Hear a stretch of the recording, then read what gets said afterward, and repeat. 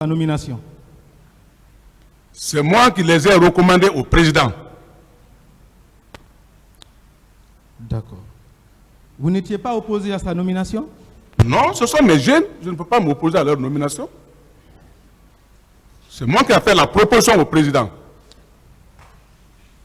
Et le président a validé, vous n'avez manifesté aucune opposition. D'accord. Je vais vous lire un passage de votre interrogatoire. Au point de vue grade, je suis son supérieur, mais au niveau du commandement, il relevait exclusivement du commandement du président de la République. Je précise que lors de sa nomination, nous n'étions pas d'accord et pour cause, il a une mauvaise formation et il est indiscipliné. Que le commandant Toumba m'excuse pour ces mots, ce n'est qu'une lecture. Vous vous rappelez de ça? Ce n'est pas vous qui avez dit ça? Ça, c'était quand on était dans les rangs. Ça, c'est dans les rangs. Mais après, le mouvement, comme je vous ai dit, les propositions maintenant qu'on a retourné proposer au président. Donc, ce que je viens de lire là, ça ne vient pas de vous. La déclaration là, ça ne vient pas de vous. Pour dire? La déclaration là, selon laquelle vous n'étiez pas d'accord pour sa nomination. Parce que selon vous, il serait mal formé et qu'il serait indiscipliné. Ça ne vient pas de vous? Non. Et ça pourtant, ne vient pas de moi. Vous étiez assisté de votre avocat. D'accord. Le 28 septembre, lorsque vous êtes venu rendre compte de votre mission au président d'Addis, avant de sortir de son bureau, est-ce que lui et vous aviez parlé de ce qui s'est passé au stade du 28 septembre? Est-ce que vous aviez parlé de ça? J'ai déjà parlé de ça hier. Le président vous avait informé qu'il y aurait déjà des violences au stade? Reprenez la question. Lorsque vous êtes venu lui rendre compte de votre mission, la mission que vous étiez allé accomplir à Koya, au cours de votre compte rendu, est-ce qu'il en a profité pour vous dire qu'il y a des violences au stade? Est-ce qu'il vous l'a dit? Parce qu'il était déjà informé. Est-ce qu'il vous l'avait dit? C'est moi qui ai informé, c'est moi qui ai demandé au président, j'ai dit que quels sont les militaires qui ont été au stade. D'accord. C'est à Bambeto que vous avez été informé de la survenance des violences au stade ou bien c'est au camp Alpha Yaya? J'ai bien dit que c'est au niveau de Bambeto que j'ai eu l'information par les parents de Bambeto même. Les gens qui étaient à Bambeto. Et pourtant, là aussi, au regard de votre procès verbal interrogatoire devant les juges d'instruction, c'est au camp que vous avez eu cette information. Je vous lis ce passage. Non. Au sortir de ce compte rendu, j'ai croisé certains militaires qui disaient que d'autres militaires sont allés tirer sur la population au stade du 28 septembre. Sur ce, je suis revenu sur mes pas pour demander au président de la République quels étaient ces groupes qui auraient mené une telle opération. Donc, si on s'en tient à ça, vous n'étiez pas informé jusqu'à votre rencontre avec le président. C'est au sortir de cette rencontre que vous avez eu cette information. Entre l'information reçue au camp Alpha Yaya, l'information reçue à Bambeto, qu'est-ce qui est vrai, mon colonel?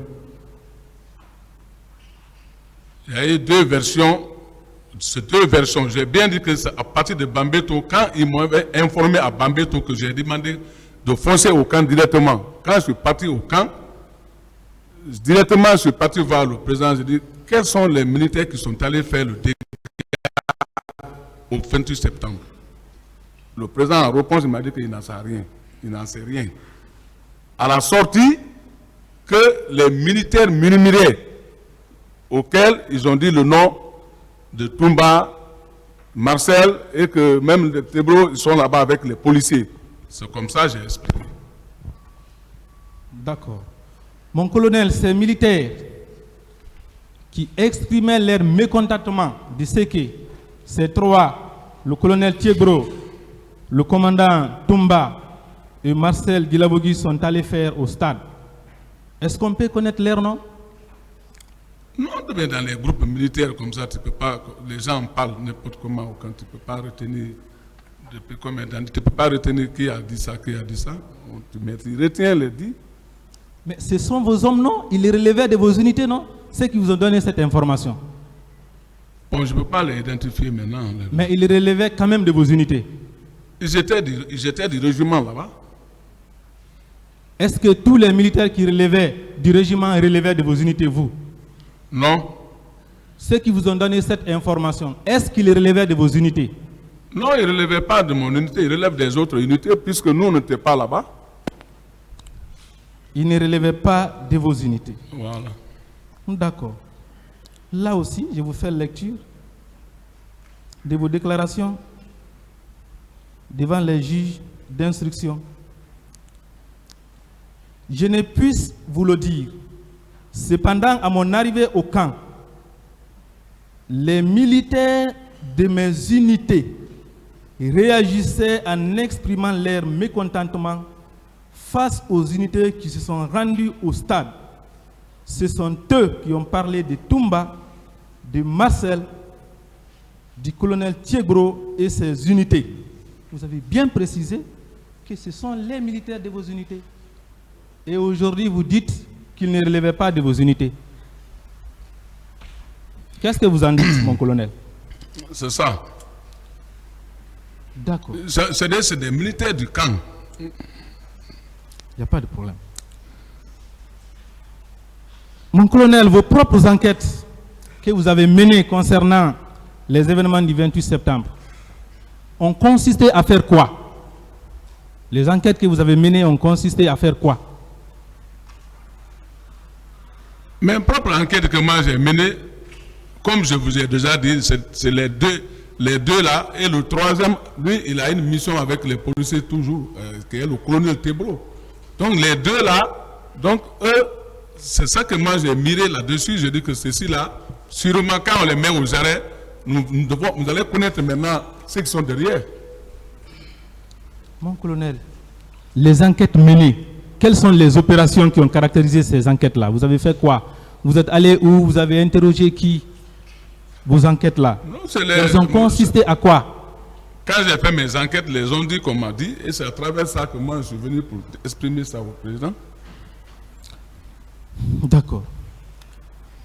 Hier, vous avez déclaré que c'est vous qui aviez pris l'initiative d'arrêter Toumba, mais que le président vous a dissuadé. Il vous a demandé de surseoir parce qu'une commission internationale d'enquête viendra faire la lumière. Cependant, je trouve que dans son interrogatoire, le président dit le contraire. Lui, il dit que c'est lui qui a pris la décision pour l'arrêter, mais que Makambo et vous l'aviez dissuadé parce que Toumba était armé. Vous l'aviez dissuadé. Et lui, il ne pouvait que se soumettre. Que c'est suite à ça qu'il a décidé de faire appel à une commission d'enquête internationale. Qu'est-ce que vous en dites? J'ai bien dit et j'ai répété et j'ai pris hier les deux témoins. Il y a un qui est déjà mort, il y a un qui est vivant. J'ai dit bien. J'ai dit que quand je suis venu rendre compte au président, ça c'était la nuit, et après avoir fini de rendre compte, quelques minutes après, Toumba est rentré. Dès qu'il est rentré, j'ai demandé au président que votre aide de camp, il fait partie. Donc on doit mettre main sur lui. On doit le mettre aux arrêts. Là-bas, il a passé toute la nuit, il a pleuré là-bas à la porte.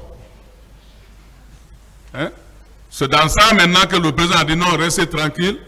Comme j'ai déjà envoyé une commission, il y a une commission d'enquête internationale qui viendra. Donc il doit siéger tout là-dessus. C'est comme ça s'est passé. D'accord. Mais au moins, est-ce que le président vous a une fois dit que Toumba a avoué les faits devant lui? Il vous a une fois dit ça? Bon, moi je n'en sais rien. Il ne vous a jamais dit ça? D'accord. Je vais vous lire un passage de la déclaration du président Dadis, où il dit d'ailleurs que Toumba a avoué les faits, et il dit également que c'est vous qui l'avez dissuadé. Peu après, Joseph Makambo est venu pour échanger avec moi autour de la décision que je venais de prendre concernant l'arrestation de Aboubacar Sidiki Diakité alias Toumba. À l'occasion, il m'a annoncé le retour de ce dernier tout en précisant qu'il est suffisamment armé. Je vous signale que c'est lui qui détenait les clés de la poudrière. C'est entre-temps qu'il m'a annoncé la présence de Abakar Sidiki Diakité alias Toumba. Il m'a persuadé qu'il n'était pas facile de mettre main sur lui à cause de l'armement qu'il dissimule. À vouloir le tenter, il fallait s'attendre à beaucoup de morts collatéraux. Après tout, j'ai fait introduire Aboubakar Sidiki Diakité alias Toumba dans mon bureau. J'ai constaté qu'il portait un blouson communément appelé parka, sous lequel étaient dissimulées plusieurs grenades et autres armes. À ma question de savoir pourquoi il a commis ces actes, il m'a réitéré qu'il ne me revenait pas de faire un tel travail et que ce qui a été fait, c'est son rôle. Il s'est mis à raconter n'importe quoi, toute chose que j'ai déplorée. Après notre séparation, j'ai essayé de planifier son arrestation. J'en ai parlé au ministre chargé de la sécurité présidentielle, M. Claude Pivi, qui m'a fait les mêmes remarques que Joseph Makambo. En voulant l'arrêter, il m'aurait achevé. Il était le commandant du régiment de la garde présidentielle. Il avait à sa disposition les hommes et les armes. Je ne pouvais qu'obéir. C'est ce qui m'a poussé d'ailleurs à faire appel aux Nations Unies pour la mise en place d'une commission d'enquête internationale. Vous avez entendu le président? Il dit non seulement que Toumba avoué devant lui, mais que lui, il avait pris la décision de l'arrêter. C'est vous qui l'avez dissuadé. D'accord. Oui, oui. Vous l'avez écouté quand même. J'ai bien écouté, j'ai demandé cette question. Oui, c'est une question. Ah. Moi, c'est ici que j'apprends que lui, il avait la clé de la poudrière. Ça, c'est sérieusement, ça, c'est... Moi, personnellement, je ne peux pas accepter ça. La clé d'une poudrière, ce n'est pas un capitaine et un lieutenant qui peut garder ça. C'est ici que moi, j'ai appris ça, ce que vous venez de dire, la clé de poudrière. Moi, je n'en sais rien de ça. Je n'en sais rien de ça. Deuxièmement, j'ai bien dit, ce n'est pas ni situation de grenade, ni autre chose. C'est seulement la commission internationale, de fait que m'avait dit ça. C'est à cause de ça je me suis calmé pour attendre l'arrivée de cette délégation-là. J'ai bien dit ça hier. Je ne fais que lire une déclaration du président Dadis. Mon colonel, à quelle date le président Dadis vous avait confié la mission d'aller traquer les militaires à Manéa d'Ankoya? À quelle date? Il m'avait parlé ça le 25. Le 25. Et le 26, moi j'ai fait la mission pour l'abbé. Parce que seulement qu'il puis le premier sur le sol de l'abbé pour aller d'abord sillonner là-bas et les attendre. Quand je suis revenu de l'abbé, quand on est rentré, moi je suis rentré à 22 h. Donc, je n'avais plus eu de contrat avec quelqu'un. Directement, je suis parti me reposer. Donc, le matin, très tôt, dès que je me suis levé, maintenant, il fallait maintenant aller faire la mission pour ne pas qu'il va me demander, ah, je t'ai confié une mission, est-ce que tu as appliqué? Voilà la raison pour laquelle je suis parti directement à Mania le 28, très tôt le matin. Ah, vous êtes rentré à 22 h? Non, je suis rentré de l'abbé à 22 h. Mais hier, vous avez déclaré ici que vous êtes rentré après le président, que le président est rentré avant vous. Or, le président dit être rentré après 0 h. Vous vous dites être rentré à 22 h après le président. Levez-moi l'équivoque, mon colonel. Non, eux, ils sont rentrés avant moi. Ils sont rentrés avant vous. Ouais. Et lui, il dit qu'il est rentré après 0 h. Et vous vous dites que vous êtes rentré à 22 h. D'accord. Je vais vous lire sa déclaration. Malheureusement, mon départ a été un peu retardé à cause du fait qu'à la place de l'essence, mon véhicule a été carburé en gasoil. Il a fallu descendre le réservoir pour le nettoyer. C'est après 0 h que nous sommes rentrés à Conakry. C'est le président Dadis qui parle ainsi, encore en contradiction avec vos propos. D'accord. Mais, mon colonel, Une mission qu'on vous a confiée le 25. Vous êtes allé à l'Abbé. Ça veut dire que cette mission n'était pas urgente. Qu'est-ce qui vous a poussé à quitter à 6 heures déjà, selon vos déclarations, à 6 heures déjà, le camp Alpha Yaya, un jour si sensible, jour de manifestation, pour aller accomplir une mission non urgente à Koya? Qu'est-ce qui vous a poussé à le faire? Mais c'était une mission du chef de l'État. Il n'y avait rien devant moi, il n'y avait pas aucune manifestation, rien. Le matin du 28 septembre, il n'y avait rien. Est-ce que vous étiez réellement allé à Koya ce matin, mon colonel? Pourquoi pas? C'est là où j'ai été, entre Koya et Frigadi. Est-ce que vous avez un témoin? J'ai des témoins là-bas. À Koya là-bas? Bien sûr. D'accord. On peut les connaître? Ah, il y a des témoins là-bas. On peut connaître leur nom? Non, moi, mais la population partout où moi je vais, la population est là. D'accord. Mon colonel, pour quel intérêt vous avez laissé l'autoroute pour passer par Kagbeleng, Anko5, Koza, venir faire le contour jusqu'à Bambeto pour rentrer au camp Alpha Yaya Diallo? Il y avait quel intérêt derrière ça? Ce contour. C'est une question. Quand tu vas pour chercher quelqu'un, la route que tu passes pour aller chercher quelqu'un, arrivé, quand tu n'as pas trouvé, ce n'est pas les mêmes routes là que tu vas venir. Tu vas contourner une autre route pour venir en cas où tu vas le voir sur la route. Voilà les raisons pour lesquelles j'ai pris l'autre route maintenant pour venir. D'accord. Tout ça en surveillant le bord de route, si je pouvais les rencontrer en route. D'accord. Si je vous ai bien compris, hier vous avez dit qu'après votre rencontre avec le président Dadis, vous avez vérifié si vos hommes sont positionnés et vous leur avez demandé de veiller, de contrôler s'il n'y aura pas de militaires incontrôlés. Je pense que vous avez dit ça hier. Est-ce que vos hommes vous avez rendu compte par après? Est-ce que vous avez vu, ils vous ont rendu compte avoir vu les mouvements d'entrée et de sortie des militaires et des civils armés au camp? Est-ce que vous avez rendu un tel compte rendu? Non. Quel est le compte rendu qu'ils vous ont fait? Quand je suis venu, je dis que je suis rentré au camp avec mes hommes. Les éléments qui étaient en place, on a fait leur contrôle, ils étaient tous en place. C'est maintenant les autres, ça a murmuré un peu maintenant partout, entre eux, les militaires et entre partout, que ça, voilà, il y a eu le problème au stade. Mais ça trouvait que nous, on était déjà informés à Bambeto. Voilà. D'accord. Vous êtes resté à Manéa jusqu'à 11h40. Au retour, vous êtes arrivé à Koza à quelle heure? Bon, moi, presque, j'ai quitté là-bas pas à 11h, bon, si j'ai bonne mémoire, 10h et quelques, j'ai bougé pour venir. Moi, je suis rentré au camp, je ne peux même pas, avec les nervosités, je ne pouvais même pas retenir l'heure que je suis rentré au camp, mais c'était entre midi et 13h comme ça que je suis rentré au camp. 11h ne vous a pas trouvé?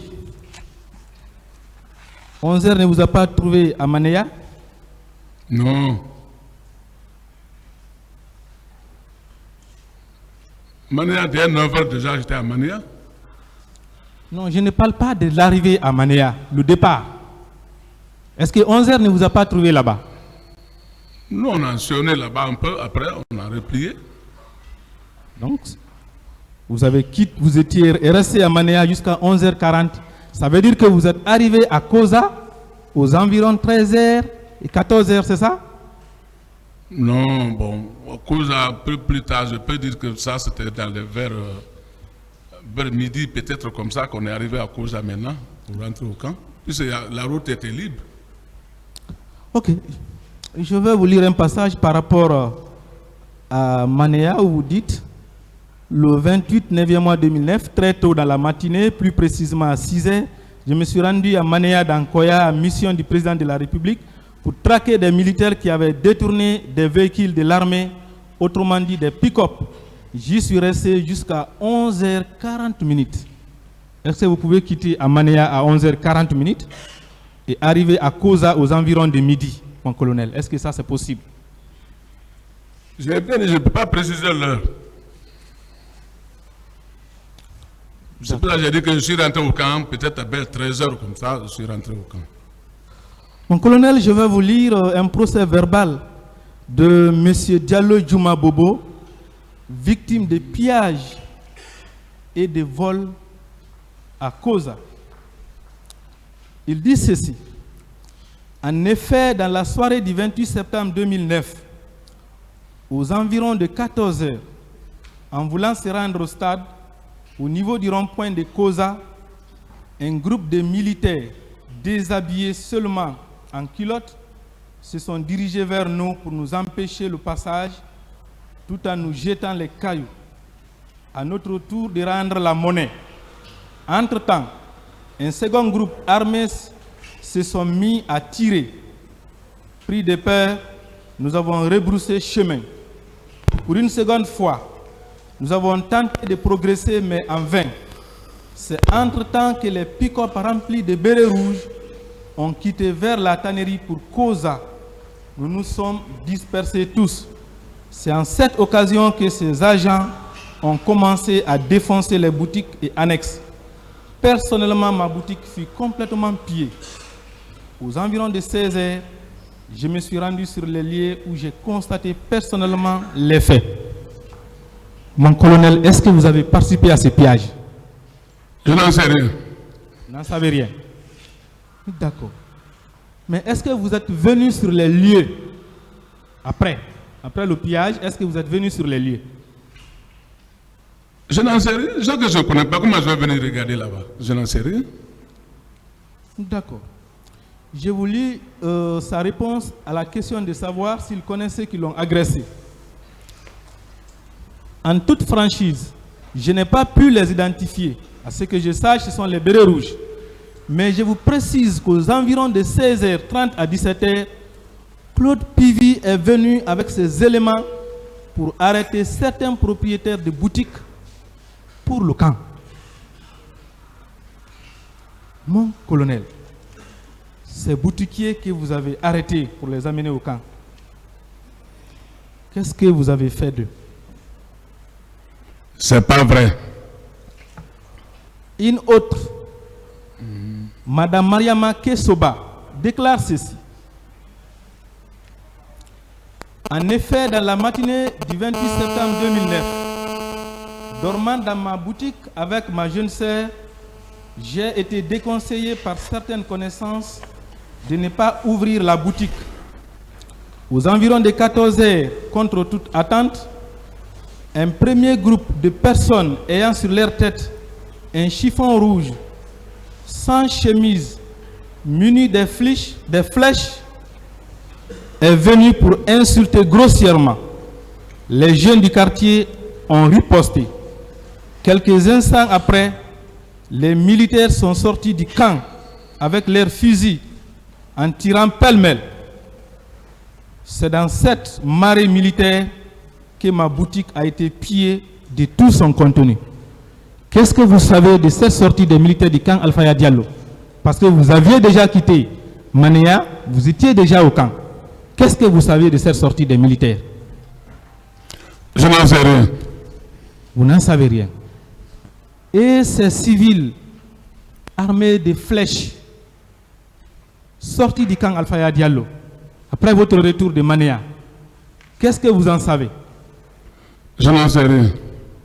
Et d'ailleurs, ces civils, au regard de leur description, ressemblent aux hommes décrits par le commandant Toumba Diakité chez le capitaine Gono Sangaré à Dubreka. Vous ne savez rien de ces hommes, mon colonel? Je n'en sais rien. D'accord. Mais lorsque vous êtes au niveau de votre bureau, lorsqu'il y a les tirs sur la route des Princes vers Koza, est-ce qu'on peut entendre le bruit? Est-ce qu'on peut entendre le bruit? Entre le bureau et Koza? Oui, lorsqu'il y a les tirs vers Koza sur la route des Princes, quand on est au niveau de votre bureau, est-ce qu'on peut entendre le bruit? Bon, il y a certaines armes, on peut entendre le bruit. Ce jour, vous avez entendu le bruit? Non, moi, après ma mission, j'étais au lit, j'étais trop fatigué, j'étais au lit. Je n'ai pas dit que vous n'étiez pas au lit, j'ai demandé est-ce que vous avez entendu le bruit? Non. Vous n'avez entendu aucun bruit. D'accord. Madame Kadiatou Diallo également donne des explications, c'est dans le même contexte. De même, Monsieur Boubacar Diallo a également été victime ce jour de pillage. Je voudrais avant tout savoir, vous étiez sorti avec quel type de véhicule ce jour? Vous étiez sorti avec quel type de véhicule? Oui. C'est une question? C'est une question, oui. J'avais bien dit que moi, j'avais que 2 pick-up. Plus ma voiture de commandement, ça fait 3 véhicules. C'est tout. C'est comme ça, moi, je sors. D'accord. Alors, M. Boubacar Diallo dit avoir été victime de vol et de pillage. Il n'était pas présent sur les lieux. Mais que les témoins lui ont dit que c'est vous qui êtes venu avec les militaires pour casser et tout prendre. Et que c'est dans votre pick-up que le premier voyage a été fait. Les premiers biens ont été emportés dans votre pick-up. Vous reconnaissez être sorti dans votre pick-up et les témoins disent également que c'est dans votre pick-up que les biens ont été emportés. Qu'est-ce que vous en dites, mon colonel? C'est pas vrai. Toujours, c'est pas vrai. D'accord.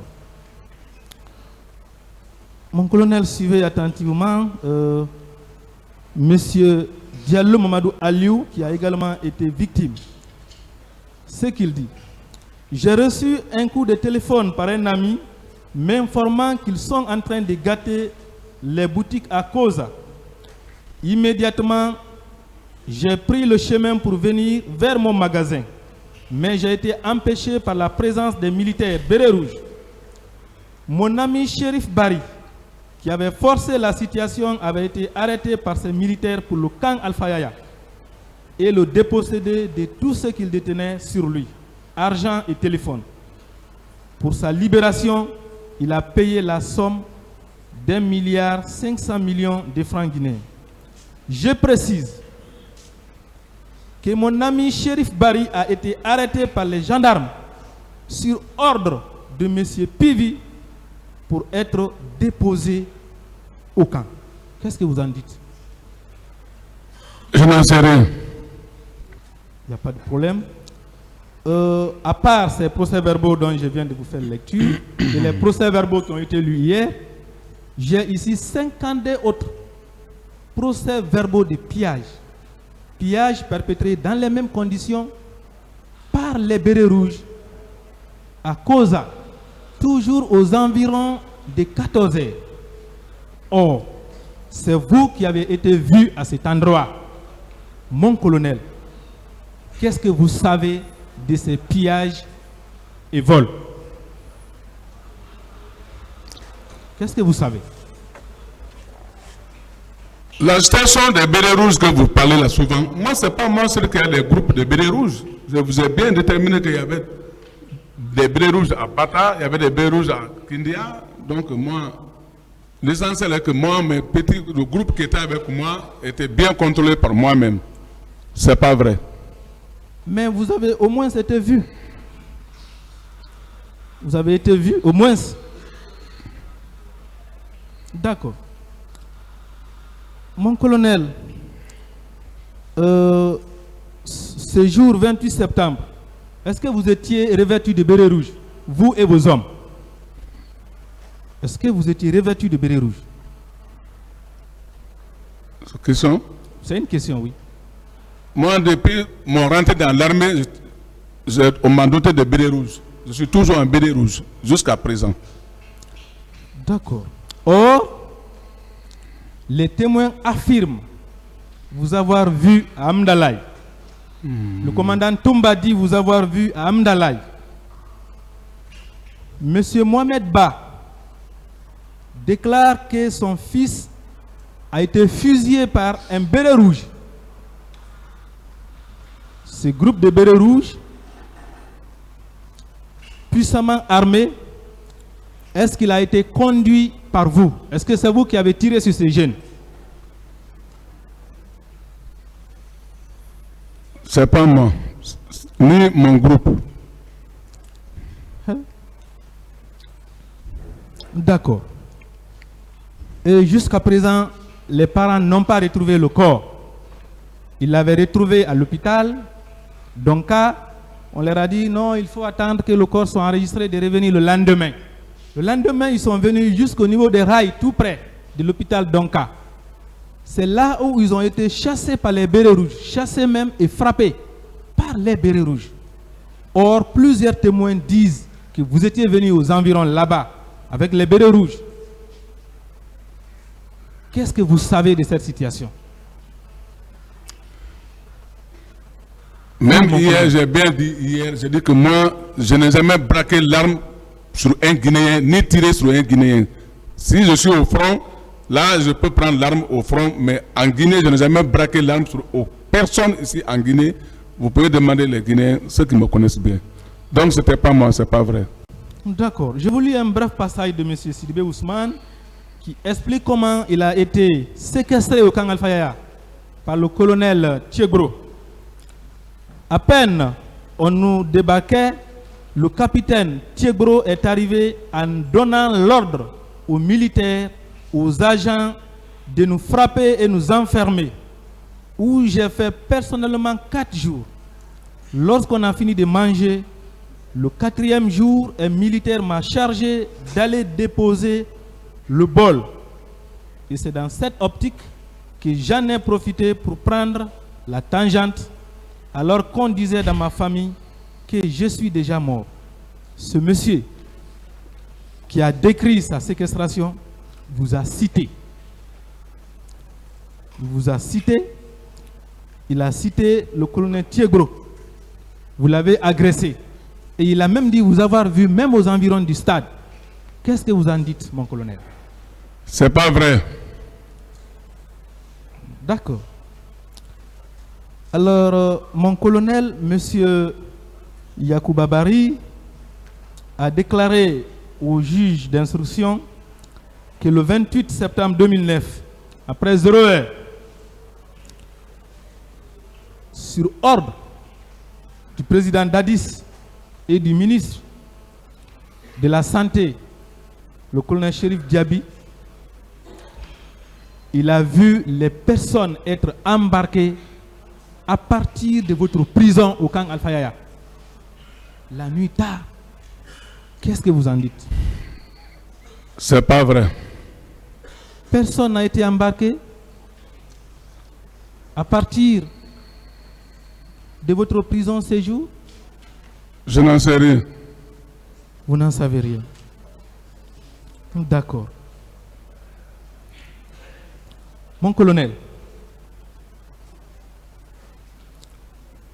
le camp Koundara, quels sont les militaires qui étaient là-bas? Est-ce que c'était la garde présidentielle? Est-ce que c'est la garde présidentielle qui était à Koundara? Le camp Koundara relève du régiment? Non, j'ai demandé, est-ce que c'était la garde présidentielle? Non. Les militaires qui étaient là-bas? Non. Ce n'était pas la garde présidentielle. D'accord. Le bataillon autonome de la sécurité présidentielle, c'était où? S'il y en avait, c'était où? Au camp Alpha. C'était au camp Alpha. D'accord. Vous avez dit que vous n'êtes jamais venu au camp Koundara après la prise du pouvoir. Mais je veux quand même savoir, après le drame du 28 septembre, vous qui avez l'habitude d'être si actif en pareille circonstance, est-ce que vous avez au moins fait le tour des camps pour vérifier si les citoyens ne sont pas détenus là-bas, si les citoyens ne sont pas en train d'être torturés là-bas, est-ce que vous avez au moins fait ça? Moi, je n'ai pas fait de tour. Hein. Vous avez fait ça? Non. Pourquoi? Pourtant, vous avez dit ici que c'est votre rôle, hein, traquer les militaires indisciplinés. C'est votre rôle. Alors que ce jour, après le 28 septembre, c'était même devenu comme une chasse à l'homme. Qu'est-ce que vous avez fait face à cette chasse à l'homme? Vous avez fait quoi? Ce bataillon ne relève pas de moi. Non, je ne parle plus du camp Koudara. Face à la chasse à l'homme, vous avez fait quoi? Vous qui avez l'habitude de sortir, chercher les bandits, chercher les militaires. On entendait la commission internationale, c'est ça que seulement que nous on attendait. C'est à travers ça, si on me donne l'ordre, j'applique. D'accord, je vais finir. Je vais finir bientôt. Mon colonel, le commandant Toumba a déclaré ici que ce matin, le président Dadis avait déclaré que le pouvoir est à terre. Le pouvoir est à terre. Vous qui l'avez aidé à prendre ce pouvoir, vous qui étiez l'un des grands gardiens de ce pouvoir, vous êtes revenu de la mission. Vous l'avez trouvé au camp Alpha Yaya. Ça n'allait plus. Le pouvoir était à terre. Il ne vous a donné aucune consigne. Le pouvoir étant à terre, il ne vous a donné aucune consigne. C'est la question? Oui. Moi, je ne sais pas si le pouvoir était à terre. Hein. D'accord. Vous ne savez pas si le pouvoir était à terre. Oui. Mais hier, vous-même, vous avez dit qu'avec ces événements-là, votre pouvoir était fini. Vous avez dit ça. Personne ne devait être désormais content de vous. Votre pouvoir était fini. Est-ce que vous étiez mécontent et fâché contre les manifestants? Est-ce que vous étiez fâché? Moi, je n'ai jamais été fâché contre les manifestants. Jamais. Ah, les manifestants qui sont venus détruire votre pouvoir, vous n'étiez pas fâché contre eux? Non. Mais en Guinée, chacun peut manifester à son droit. D'accord. Mon colonel, vous êtes ministre de la Sécurité présidentielle. Vous venez jusqu'à Bambeto. Il y a les tirs au stade. Il y a les morts au stade. Vous êtes informé. Vous rentrez au camp. Les militaires vous donnent la même information. Vous en parlez avec le président de la République. On peut vous croire que vous avez eu la conscience tranquille pour aller vous coucher et dormir en sachant même qu'il y avait les tirs tout près de vos bureaux sur la route des Princes. On peut vous croire, mon colonel? Est-ce qu'on peut vous croire? On attend toujours la décision du chef de l'État. D'accord. Mon colonel, si actif, je termine, si actif. Le 28 septembre, il y a eu des violences atroces, des blessures, les morts, les disparitions d'hommes et de femmes, les viols les plus graves. Vous, habitués à traquer les bandits, habitués à traquer les militaires indisciplinés, si vous n'étiez pas impliqués, vous n'étiez pas complices, est-ce qu'on peut croire que vous n'ayez pas pu arrêter même un seul? On peut vous croire, si vous n'étiez pas impliqué, que vous n'ayez pu arrêter un seul? C'est ma dernière question, mon colonel. Je n'en sais rien. Vous n'en savez rien. Le souverain tribunal l'appréciera. Je vous remercie, Monsieur le Président.